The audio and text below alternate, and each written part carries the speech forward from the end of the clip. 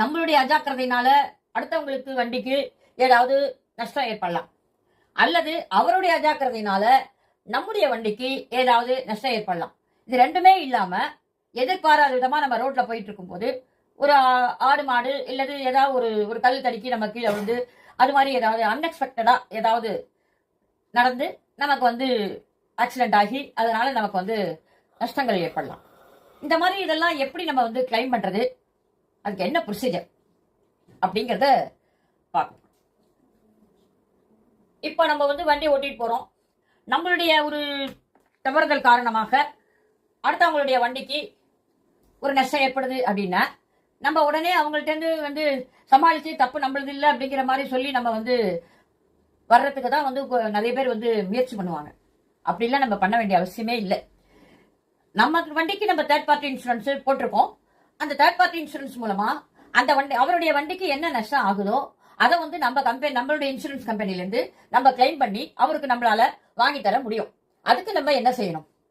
First நம்ம என்ன பண்ணணும் அப்படின்னா, ஆக்சிடென்ட் ஆன உடனே பக்கத்துல இருக்கிற போலீஸ் ஸ்டேஷன்ல போய் ஒரு எஃப்ஐஆர் போட்டு அதோட காப்பியை வந்து நம்ம வந்து வாங்கி நம்ம வச்சுக்கணும்.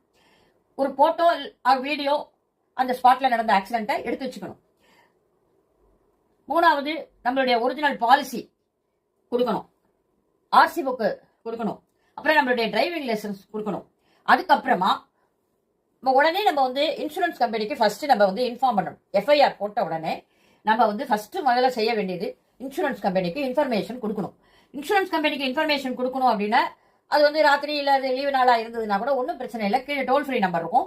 அந்த டோல் ஃப்ரீ நம்பருக்கு நம்ம இன்ஃபார்ம் பண்ணி இந்த இடத்துல இந்த மாதிரி இந்த வண்டி இந்த நம்பர் உள்ள வண்டி ரிஜிஸ்ட்ரேஷன் நம்பரை சொல்லி இந்த வண்டி வந்து ஆக்சிடென்ட் ஆயிடுச்சு அப்படிங்கிற இன்ஃபர்மேஷனை நம்ம அவங்கள்ட்ட சொல்லிடணும்.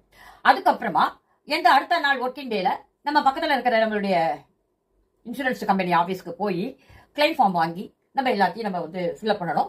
ஃபில்அப் பண்ணி நம்ம கொடுக்கும்போது driving license, RC book, insurance company insurance policy இது எல்லாமே வித்தின் தி டேட்ல கரண்ட்ல இருக்கணும்.